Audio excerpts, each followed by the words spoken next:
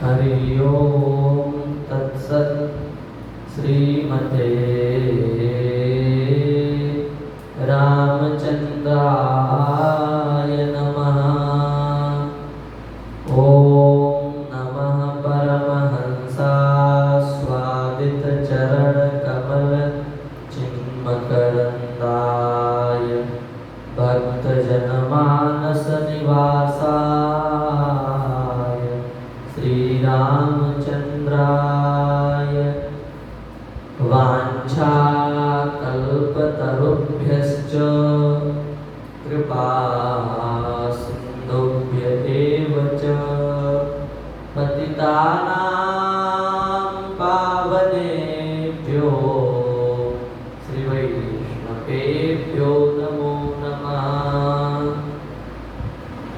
निखिल हे प्रत्यय भक्तवांछा कल्पतरु श्री ठाकुर जी की महती कृपा करुणा से हम सभी लोग मानव जीवन का सर्वोत्कृष्ट फल सत्संग प्राप्त कर रहे हैं।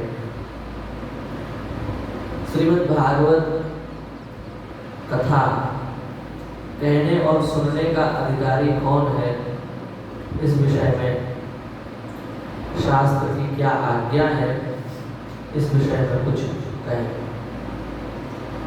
श्रीमद् भागवत जो है वो श्री व्यास जी की अंतिम कृति है। श्रीमद् भागवत का प्रणयन करने के बाद में व्यास जी ने अपनी लेखनी को सब तोड़ दिया। तोड़ देने का तात्पर्य है उन्होंने लिखना बंद कर दिया। श्रीमद् भागवत उनकी अंतिम कृति है और इस कृति को लिखने का एकमात्र लक्ष्य है श्री ठाकुर जी के चरणों की प्राप्ति। निरूपण कर दिया गया। धर्म प्रोज्झित कैतवोत्र परमो निर्मत्सराणाम सदाम। श्रीमद् भागवत के प्रथम स्कंद के प्रथम अध्याय के द्वितीय श्लोक में जब अनुबंध चतुष्टय का वर्णन किया गया तो वहां पर श्रीमद् भागवत का विषय क्या है, इस विषय में वहां लिखा है धर्म प्रोज्झित कैतवोत्र परमो निर्मत्सराणाम सदाम। इस श्रीमद् भागवत में परम धर्म का निरूपण किया गया है। और वह परम धर्म क्या है? परम धर्म का अर्थ है श्रीमद् भागवत के श्रवण के बाद में मोक्ष को भी व्यक्ति भूल जाए। प्रोज्झित कैतव कहा ना, प्रोज्झित शब्द का अर्थ है प्रउपसर्गीणात् मोक्षाभिसंधिर्विनिरस्ता।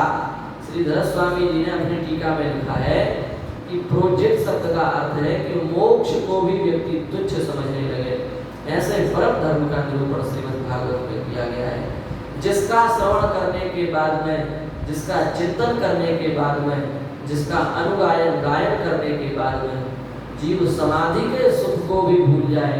निर्विकल्प समाधि, निर्विशेष ज्ञान जो समाधि होती है वह समाधि भी जब भूल जाए तब श्रीमद् भागवत के कथा का वास्तविक रस मिलता है। तो यह श्रीमद् भागवत कथा सामान्य कथा नहीं है।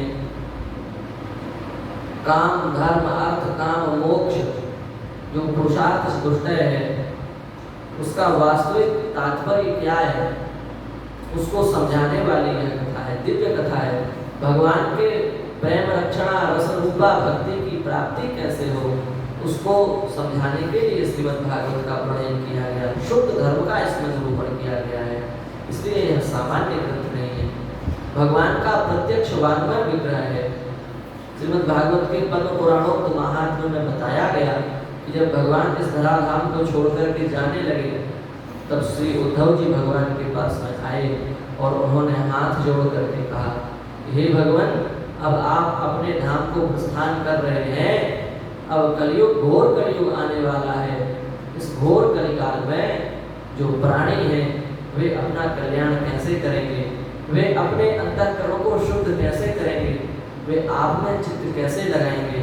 तब उद्धव जी की प्रार्थना सुन करके, उनके अश्रु देख करके ठाकुर जी से रहा नहीं गया और उन्होंने अपने तेज को श्रीमद् भागवत में समाहित कर दिया और कहा, उद्धव, आज से मेरा प्रत्यक्ष स्वरूप श्रीमद् भागवत है। कलयुग में भगवान का प्रत्यक्ष स्वरूप श्रीमद् भागवत जी है, उनका वाङ्मय विग्रह है।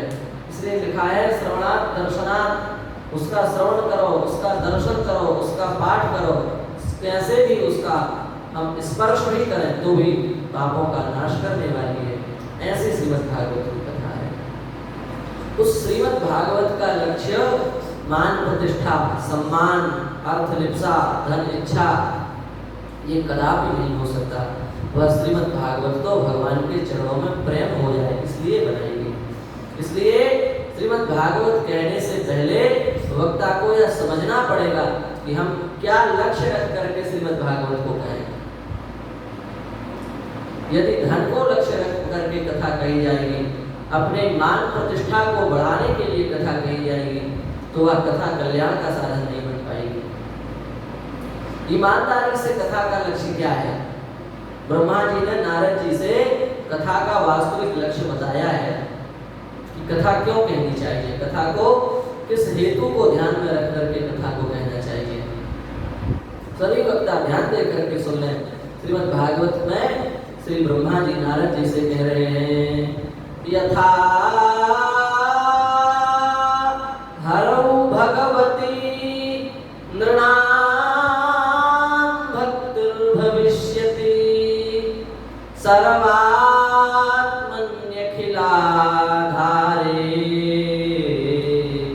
इति संकल्प्य वर्णय।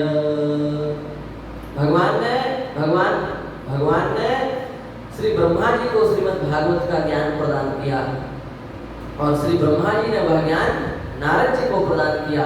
और जब ज्ञान प्रदान किया तो नारद जी से भगवान प्रजापति ब्रह्मा कह रहे हैं, इदं भागवतम नाम, यह हमने जो तुमको ज्ञान दिया है इस ज्ञान का नाम श्रीमद् भागवत है। इदं भागवतम नाम, यह भागवत का ज्ञान है। यन्मे भगवतो दितम, यह ज्ञान हमको भगवान से प्राप्त हुआ है। संग्रहोयम विभूति नाम, इस श्रीमद् भागवत में भगवान की लीला का, भगवान की कथा का, भगवान के अवतारों का संग्रह किया गया है। इसलिए हे नारद, त्वमेतद् विपुलीकुरु, तुम इस श्रीमद् भागवत का विस्तार करो। नारद जी ने कहा, विस्तार क्या हेतु रख करके करें, इस लक्ष्य को ध्यान में रख करके श्रीमद् भागवत का प्रचार करें। ब्रह्मा जी कह रहे हैं, यथा हरौ भगवती, भगवान हरि में जिस ये प्रकारेण भगवान में, ठाकुर जी में जीव की बुद्धि लग जाए, बस इतना लक्ष्य ध्यान में रख करके कथा को कहना चाहिए। यथा हरौ भगवती नृणां भक्तिर्भविष्यति, भगवान में भक्ति की प्राप्ति कैसे हो, जीव ठाकुर जी में कैसे लगे, बस इतने ही बात को लक्ष्य में रख करके कथा कहना चाहिए और कथा कहने का कोई दूसरा लक्ष्य नहीं होना चाहिए। धन, सम्मान, मान, प्रतिष्ठा ये अन्य किसी साधन से भी संभव है, अन्य किसी प्रयास से भी ये सब वस्तुएं मिल जाएंगी। यदि यही आशा कथा कह करके भी बनी रही तब तो बड़ी नगण्य आशा है, बड़ी तुच्छ बात है।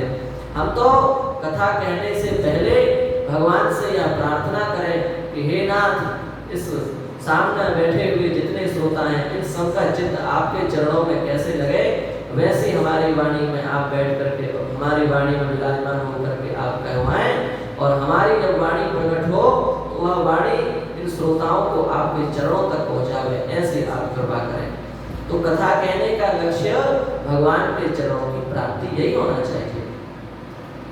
वक्ता कैसा होना चाहिए, वक्ता में कौन से लक्षण होने चाहिए, इस विषय में शास्त्रीय व्याख्या है, पर मुख्य श्लोक श्रीमद् भागवत के पद्म पुराणोक्त महात्म्य में बताया गया है। विरक्तो वैष्णवो विप्रो वेद शास्त्र विशुद्धिकृत दृष्टांत कुशलो धीरा वक्ता कार्योति निष्प्रय। वक्ता का पहला लक्षण है विरक्ता। वक्ता को विरक्त होना चाहिए। विरक्त शब्द का अर्थ क्या है? विरक्त शब्द का अर्थ है कि देह गेह से तो विरक्त होना ही चाहिए। विरक्त शब्द का अर्थ भेष से विरक्त होना आवश्यक नहीं है, अंतःकरण से विरक्त होना चाहिए। वक्ता का अंतःकरण विरक्ति से परिपूर्ण, भेष विरक्त हो तो अच्छी बात ही है, उसमें कोई दोष नहीं है। पर वस्तुतः जब तक भीतर से वैराग्य नहीं होगा, अंतःकरण से वैराग्य नहीं होगा, तब तक बात नहीं बनेगी। इसलिए विरक्त वक्ता को विरक्त होना चाहिए, वैराग्यवान होना चाहिए। वैराग्यवान वक्ता ही श्रीमद् भागवत को भले प्रकार से, ठीक प्रकार से प्रस्तुत कर सकता है। जिसकी विषयों में लिप्सा है, भोगों में लिप्सा है, भोगने की जिनकी इच्छा प्रबल है, बनी हुई है, ऐसा व्यक्ति श्रीमद् भागवत की कथा को सुनाने में, उसके वास्तविक अर्थ का प्रतिपादन करने में सक्षम नहीं है। इसलिए वक्ता का प्रथम लक्षण बताया विरक्त, उसको दिए गए शरीर संसार से विरक्त होना चाहिए। दूसरा वैष्णव, वैष्णव शब्द का अर्थ है भगवान में उसकी बुद्धि होनी चाहिए, भगवान में उसकी बुद्धि लगी रहनी चाहिए। केवल पंडित नहीं, कोरा ज्ञानी नहीं होना चाहिए, वैष्णव होना चाहिए। भगवान में उसकी बुद्धि लगी रहनी चाहिए, भगवान से प्रेम करने वाला होना चाहिए। तीसरी बात विप्रह, ब्राह्मण होना चाहिए। ब्राह्मण के मुख से ही श्रीमद् भागवत की कथा सुननी चाहिए, बनो पुराणोक्त महात्मा के अनुसार। तो तीन, विरक्ता, वैष्णव, विप्रह, ब्राह्मणों, और बोले वेद शास्त्र विशुद्धिकृत, वेद के अर्थ को, वेद के तत्व को भली भांति समझने वाला होना चाहिए, क्योंकि वेद का ही फल रूपी श्री भागवत भक्तमान में लिखा है। यह फल के समान है, वेद रूपी कल्प वृक्ष का पका हुआ फल है श्रीमद् भागवत, निगम कल्पतरोर गलितम फलम। तो इसलिए इसका ठीक आस्वादन हम, इसका ठीक ठीक हमें रस मिले, उसके लिए वेद शास्त्र का हमको बोध होना चाहिए। और दृष्टांत कुशल, दृष्टांत कुशल होना चाहिए, दृष्टांत देने में कुशल होना चाहिए। दृष्टांत कुशल शब्द का अर्थ है कि भले अच्छे प्रकार के उदाहरणों के माध्यम से वह बात को ठीक प्रकार से समझावे, क्योंकि श्रीमद् भागवत के कतिपय स्थलों पर वेदांत की शैली है, वह श्रोता को कैसे समझ में आएगी, इस बात को ध्यान में रखते हुए बढ़िया सुंदर सुंदर उदाहरणों के माध्यम से उसको समझाना चाहिए। दृष्टांत कुशल, धीरा, धीर होना चाहिए। धीर माने सुख दुख, ठंडी गर्मी, वर्षा सबको सहने वाला होना चाहिए, ऐसा वक्ता। और कैसा बोली, वक्ता कार्यो निष्प्रिय, अति निष्प्रिय होना चाहिए। अति निष्प्रिय माने किसी भी वस्तु की अंतःकरण में तनिक भी इच्छा नहीं होनी चाहिए, किसी भी प्रकार की वस्तु की अंतःकरण में लिप्सा नहीं होनी चाहिए, ऐसा वक्ता को होना चाहिए। यदि इन लक्षणों से युक्त होकर के वक्ता कथा कहेगा तो उसको सुनना, उसकी कथा जो सुनेंगे उनको भी लाभ होगा और स्वयं वक्ता को भी लाभ होगा।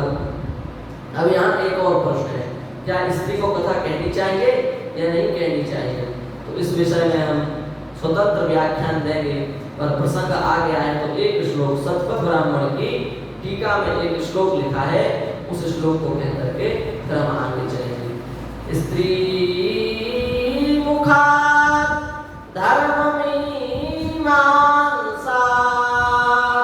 यः शृणोति दुरात्मना किं तेन वै कृतं पापं ब्रह्मः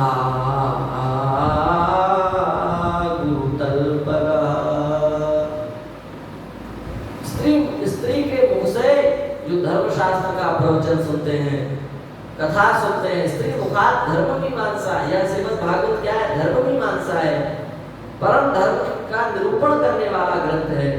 इस श्रीमद् भागवत जैसे धर्म मीमांसा का यदि कोई पापी व्यक्ति किसी स्त्री के मुख से श्रवण करता है तो लिखा है किं तेन वै कृतं पापम,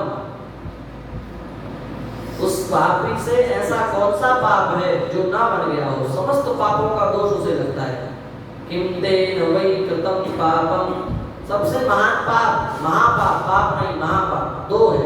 ब्रह्महा, ब्राह्मण की हत्या करना और पराई स्त्री पर गलत दृष्टि रखना, इन दोनों प्रकार के जो महापाप हैं, इन दोनों प्रकार के महापापों का पाप उसे लगता है जो स्त्री के मुख से कथा सुनता है। इसलिए स्त्री शूद्र द्विज बंधु नाम त्रैण श्रुति गोचरा कह दिया है। श्रूयते ऐसा श्रुति, तो श्रुति को सुनने का अधिकार स्त्री, शूद्र और द्विज को नहीं है। इसलिए भैया शुद्ध लक्षणों से युक्त जो लक्षण, जिन लक्षणों का निरूपण किया गया है, उन लक्षणों से युक्त होकर के यदि श्रीमद् भागवत की कथा का वक्ता वाचन करेगा तो निश्चित ही आज के युग में भी श्रोताओं को लाभ होगा। समस्या क्या है? समस्या यह है कि कथा कहे ता श्रोता सोवे, वक्ता मूड बचाया रे, डर लागे और हंसी आवे, अजब जमाना आया रे। कबीरदास कह रहे हैं तो बड़ा डर भी लग रहा है, तो बताओ कैसा जमाना आ गया। और डर लगने के साथ साथ हंसी भी आती है। क्यों? बोले कथा कहे ता श्रोता सोवे, जहाँ कथा होती है वहाँ श्रोता सोते हैं आराम से। वक्ता मूड बचाया रे, वक्ता अपना 3 घंटा मुंह चलाता, उसको क्या लेना, चाहे तुम सो जाओ और चाहे उठ जाओ, उसको तो 7 महीने दक्षिणा चाहिए, दक्षिणा मिल गई, उसका काम बन गया। तो ऐसी कथा सुनने से भी लाभ नहीं होगा और ऐसी कथा कहने से भी लाभ नहीं होगा। इसलिए जो शास्त्रीय लक्षण है, व्यक्तो वैष्णवो विप्रो, इन लक्षणों को ध्यान में रख करके, इन लक्षणों को अपने जीवन में कैसे आवे, इस लक्ष्य को ध्यान में रख करके और इन सब श्रोताओं की बुद्धि भगवान में कैसे लगे, इस लक्ष्य को ध्यान में रख करके कथा कहना चाहिए। और श्रोताओं को भी वस्तुतः सकाम अनुष्ठान, सकाम कर्म और भी हैं, उन सकाम कर्मों के माध्यम से भी धन की, पुत्र की, संतान की और जितनी भी इच्छाएं हैं, यश की, मान की, प्रतिष्ठा की, स्वर्ग के सुख की, पृथ्वी के सुख की, इन सब के लिए शास्त्रों में और भी अनेक अनुष्ठान हैं। उनका पालन करके, उनका नियम पूर्वक अनुष्ठान करके व्यक्ति को सब कुछ प्राप्त हो सकता है। पर यदि श्रीमद् भागवत का श्रवण कर रहे हो तो सर्वथा निष्काम होकर के इसका श्रवण करना चाहिए और भगवान से केवल यही प्रार्थना करना चाहिए, अब प्रभु कृपा करो एहि भांति, सब तजी भजन करो दिन राति। हे भगवान, अब तो आप ऐसी कृपा करें कि यह शरीर संसार हमारा सर्वदा के लिए हमसे छूट जावे, हम सब कुछ छोड़ करके केवल दिन रात आपका स्मरण करें, आपके नाम का चिंतन करें, आपके नाम का जप करें, आपकी सुंदर लीलाओं का ध्यान करें, आपकी सुंदर कथा का श्रवण करें। बस अब आप ऐसी कृपा कर दो। अब कछुनाथ न चाहिए मोरे, दीन दयाल अनुग्रह तोरे। आपकी कृपा से हमारे पास सब कुछ है, अब हमें कुछ नहीं चाहिए।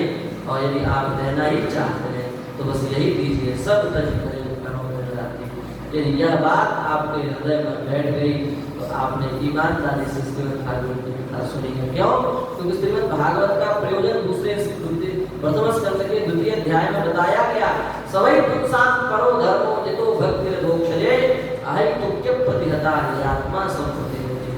भगवान की अहेतु की अप्रतिहता भक्ति यदि प्राप्त हो जाए तो समझ लो हमारा सुनना सार्थक हो गया, नहीं तो हमारा सुनना सार्थक नहीं हुआ। इस बात को ध्यान में रख करके वक्ता कथा कहेगा, श्रोता कथा सुनेगा तो हमें निश्चित विश्वास है श्रोता और वक्ता दोनों को लाभ होगा, दोनों की भगवान के चरणों में प्रीति होगी, दोनों भगवान के चरणों के सम्मुख हो जाएंगे। इसी भाव के साथ में अपनी वाणी को श्री ठाकुर जी के चरण कमलों में विराम देते हैं। श्री वृंदावन